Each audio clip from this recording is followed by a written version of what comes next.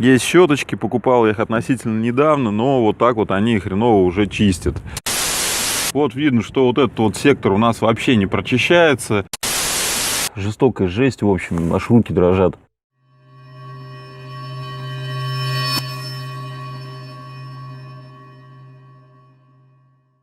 Так, друзья, всем доброго дня. Сегодня будем говорить про то, почему у нас плохо чистят щетки лобового стекла и что с этим, в принципе, делать. Ну вот видите, у меня есть щеточки, покупал я их относительно недавно, но вот так вот они хреново уже чистят. Вот, есть несколько способов. В общем-то, первый, конечно, способ – это у нас замена самих щеток. Так, ребят, многие будут спрашивать, где покупаешь стеклоочистители, дворники, какой фирмы берешь там и так далее. Ребят, вот сейчас скажу, опять скажете, что реклама. Нифига не реклама. В общем, смотрите, у меня дворники фирмы Bosch. Вот заходим на любой сайт, вот каталог товаров. Но я вот пользуюсь Е-каталог, мне нравится. В принципе, здесь очень понятное меню, как я уже говорил. И, в принципе, очень много разных фильтров. Вот смотрите, стеклоочистители. Вот и Airline есть, и Alka, и Bosch, и Denso, и Heiner, там, и так далее, и тому подобное. Как я выбирал? Ставим бескаркасное лобовое стекло, нажимаем «Показать». И вот они выходят, тут видите, одни Bosch, Bosch идут. Ладно, давайте посмотрим стеклоочистители другие, ну, допустим, Denso. Denso, кстати, вот дороже идут, смотрите, чем Bosch. Видите, цены какие. И вот техносилы всякие есть и так далее. Так, ну давайте, вот, кстати, тоже вот удобный фильтр. Вот от 300 до 500 рублей. И поставим бескаркасный. Нажмем вот так. Ну вот, смотрите, разных фирм выходит и Skybeer, и Phantom, и опять Skybeer, Mega Power, каких только Heiner Super Flat Premium 350, вообще что только нету. В общем, офигенно, вот здесь вот все можно выбрать, посмотреть, хотя бы можно прицениться, то есть зайдите, посмотрите, какие цены перед тем, что покупать. В общем, ссылку на вот этот вот фильтр оставлю в описании. Заходите и обязательно смотрите. Но бывает, это, ребят, не помогает. Даже если вы купили новые щетки, вот как я говорил, у меня щетки куплены относительно недавно, они через какой-то промежуток времени, например, через месяц, через два, начинают опять-таки плохо чистить. Ну вот смотрите, видите, вот не прочищается, вот след остается, если вам видно. Хотя эта щетка вроде как прилегает плотно к стеклу. Также эти щетки бывают, что скрипят по стеклу. То есть, когда вот идет скрип, ну, то есть чистка идет, она так оставляет вот такие вот полоски. У меня такое иногда бывает. Все это дело, ребят, вот в этих вот поводках. Вот, они хреново прижимают саму щетку к стеклу, и щетка не очищает вот эту зону. Вот смотрите, здесь вроде как щетка прижата к лобовому стеклу, но здесь, видите, вот остается часть. С той стороны здесь не так заметно, потому что здесь как бы все под одно идет. Но здесь вообще прилегание отвратительное. Вот, смотрите. Видите, прям вот этот вот кончик не прижимается к стеклу. Вот, это говорит о том, что ослабло вот это вот натяжение вот этого поводка, и его нужно восстановить, вот этой вот части. Ну, сейчас сядем в машину, я просто покажу вам, как все это дело чистится, и будем как-то это устранять бюджетненько. И да, ребят, совсем забыл, буквально несколько секунд. Вот эти щетки, они бывают различной длины. Водительское место и пассажирское. Вот здесь тоже, смотрите, очень удобно. Нажимаем, допустим, бескаркасное лобовое стекло. Основной дворник у меня 60 сантиметров, поэтому ставим 51-60 и больше 60. А вот правый дворник у меня 380. И вот нажимаем «Показать». И вот смотрите, здесь опять же на Е-каталоге удобно, что 650-350 это не то. Вот мой размер, смотрите, 650-380. Очень удобно. Заходим. И вот описание, всесезонный, спойлер плюс. Ну, спойлер, как я понимаю, вот это вот крепление. Так, ну-ка, походим. Нет, здесь все-таки уже другие идут. Вот смотрите, справа тоже вот эта вот подсказочка такая. Вылазит слева, точнее, извиняюсь, слева. Вот, 600, 350. В общем, очень удобно. Заходите, забиваете вот здесь вот свои размеры справа, и у вас выходит прям под ваш автомобиль. Посмотрите, хотя бы просто приценитесь. Так, ну что, смотрим на лобовое стекло. Ну, видно, что прочистка, вот, след остается, вот след. Здесь вам видно, вот след, видите, вот, размазывает. Вот след. Далее, ну внизу тут это понятно, что все заодно как бы. Но щетки, в общем, нужно прижимать, нужно их делать бюджетно. Конечно, можно купить новый поводок, вот этот вот эти вот металлические сами держатели. У них там пружинки будут уже нормальные, натяжение будет отличное. Но эти поводки лично для моего автомобиля стоят по 2000 рублей где-то в среднем. То есть два поводка 4000 рублей, и это охренеть как дорого. Причем поводки у меня эти не облезли, они черненькие, то есть, в принципе, их можно еще восстановить, и нужно в них заменить как-то пружину. Точнее, можно не заменить, ее нужно как-то натянуть. Ну что, будем сейчас испробовать всякие бюджетные способы для натяжения, скажем так, этого поводка. Ну что, я начну вот с этого короткого поводка. Точнее, он длинный по сравнению вот с этим, короткий сам дворник. Вот, а что нам нужно сделать сначала? Открываем вот эту крышку, откручиваем здесь болт и снимаем этот поводок. Здесь, думаю, ничего объяснять не нужно. Ключ здесь нестандартный, у меня вот гайка на 15, поэтому взял такой разводной ключик, чтобы долго не искать, у меня где-то валяется в гараже. Вот, и откручиваем вот этот вот поводочек. Снял, жестокая жесть, в общем, аж руки дрожат. Пришлось купить вот такой вот съемник маленький. Стоит он, правда, копейки, если будет интересно, я вам расскажу. То есть 159 рублей он стоит.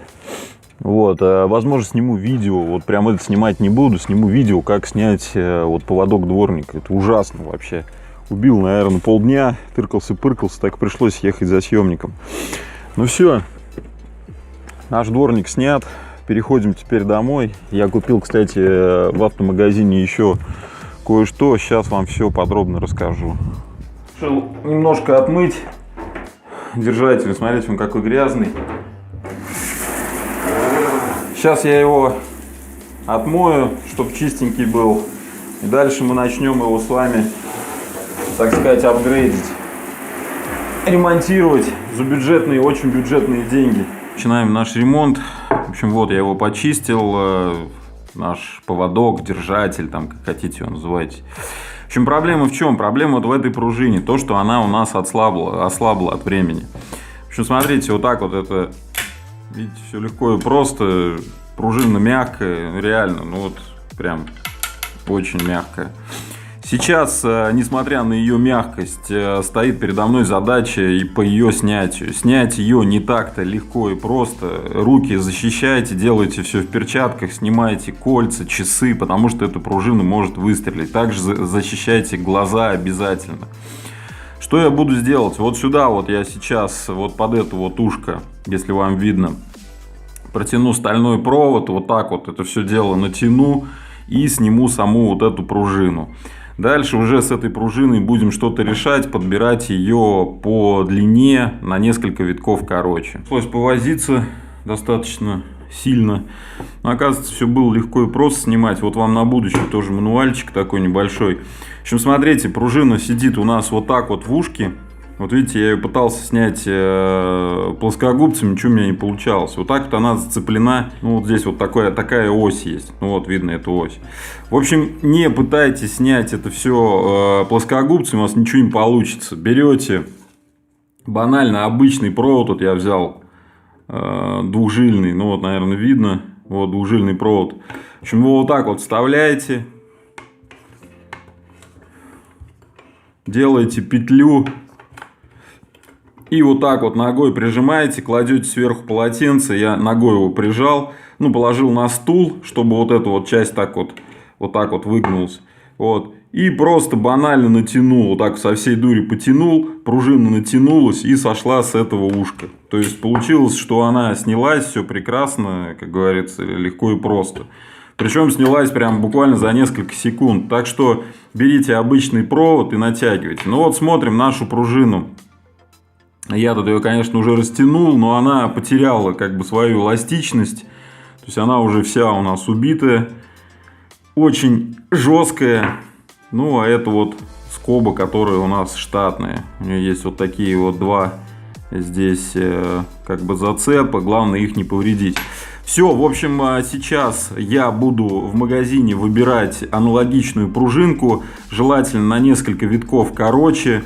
В общем, выберу несколько и будем пробовать их также натянуть и вот сюда вот их вставить. Немного я поторопился, уже поставил пружину. Вот она, видите, стоит уже другая. Так, сейчас я постараюсь приблизить. Ну вот, вроде как все нормально стоит. Ну, давайте вот так вот. Так, раз. Видите, какая жесткая стала. Собственно, что за пружину я взял? Ездил, сначала купил пружину. Так, вот эти вот сначала купил две пружины сразу, чтобы рассчитывать на два стеклоочистителя, на два вот этих поводка. Взял вот такие вот пружины. В общем, это пружина задней колодки нижняя. По-моему, вазовская, то ли на классику, то ли как. В общем, смотрите, проблема оказалась какая. Эта пружина намного короче. Натянуть ее у меня банально не хватает сил. Ну, смотрите, она короче, наверное, на сантиметр. Вот, пытался натянуть никак. Вот просто хоть убей никак. Поэтому поехал и купил пружину задних колодок для ВАЗ-2108. Вот, она уже не такая короткая, она немного подлиннее, чем вот эти вот, по-моему, от классики. Вот, я ее поставил, она здесь уже растянулась. Конечно, окажется, что здесь длиннее, но это, ребята, она просто растянутая пружина. Прижим чисто визуально стал намного лучше. Но давайте еще раз по звуку. Опа, чувствуете, как четко все прижимается. В общем, сейчас поставлю на автомобиль. Посмотрим, что получилось, как будет чистить, какой будет прижим на автомобиле. Я думаю, будет вам интересно, так что смотрите дальше. Забыл сказать, наверное, многие будут спрашивать, как обратно натянул, потому что обратно натянуть тоже очень сложно. Опять же, благодаря этому проводку, вот смотрите, вот тянем уже не это ушко, а вот это ушко. То есть вот сюда вот пропускаем провод и натягиваем пружину в эту сторону, и дальше одеваем просто вот сюда, вот она зацепается, и просто проталкиваем. Я ее протолкнул плоскогубцами, протолкнул, и провод вот отсюда вот вытащил, и все. То есть это ушко у нас в принципе, то есть здесь неудобно. Почему натягивать? Здесь натянуть очень сложно, потому что вам нужно скобу затянуть, то есть зацепить в ушко пружины, плюс сюда еще, то есть здесь три составляющих, а здесь просто одна составляющая. Протягиваем провод, натягиваем и одеваем на это ушко, дальше проталкиваем плоскогубцами. Еще раз предупреждаю, будьте осторожны. Я вот это все обматывал полотенцем, чтобы она, если выстрелила в полотенце такое пушистое такое. Вот, я заматывал его. И все, и натягивал, потом дальше пробивал. Ну все, переходим в автомобиль. Одеваем, здесь в принципе ничего сложного нет. Сейчас сюда будем закручивать нашу гаечку, затягивать.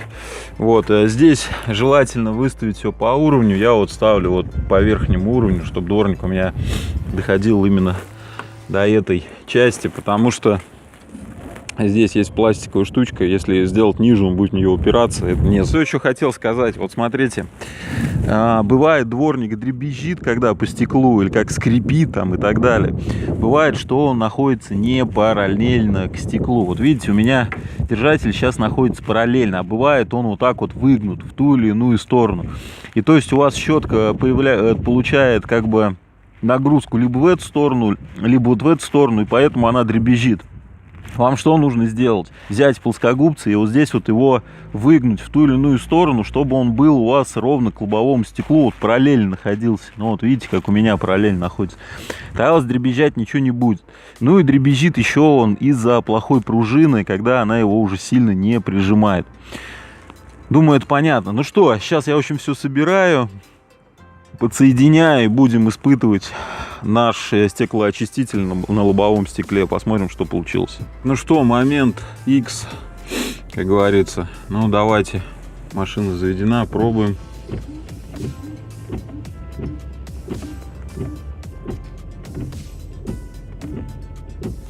Ну и смотрим. Смотрите, как все очищает чисто. там второй дворник не прижимает нифига. Ну, то есть, вот этот вот развод, вот этот вот остается от второго дворника. А смотрите, как это прочищает. Ну, смотрите, огонь просто, ё-моё. Смотрим еще раз.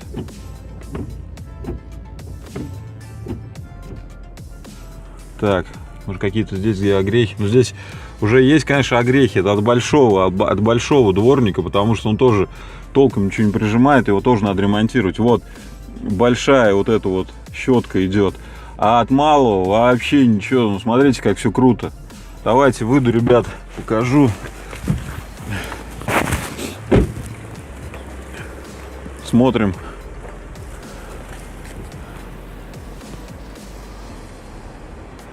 Супилиме просто.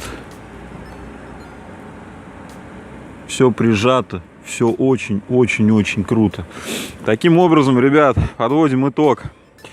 Так, эта пружинка 40 рублей стоила, и съемник 159 рублей. Но съемник можно не считать, может быть, у кого-то есть, у кого-то можно там у друзей взять. Получается, что за 40 рублей, грубо, за вот одну пружинку, которую я сменил вот здесь вот на вот этом вот поводок, я не знаю, держатель дворника. Получается, что очень-очень отличный результат у нас. Экономия. Ну, вот этот вот новый поводок стоит у нас 200. Просто вслушайтесь, 200. То есть два поводка стоят 4200. А так 40 рублей, и все, он опять прекрасно все чистит. Достаточно было заменить пружинку. Завтра буду делать вот на этом. Напишите мне, если вам интересно вообще вот про съемник, где я его купил, сколько он стоил, как называется, то я обязательно завтра сниму видео и покажу, как снять вот это вот,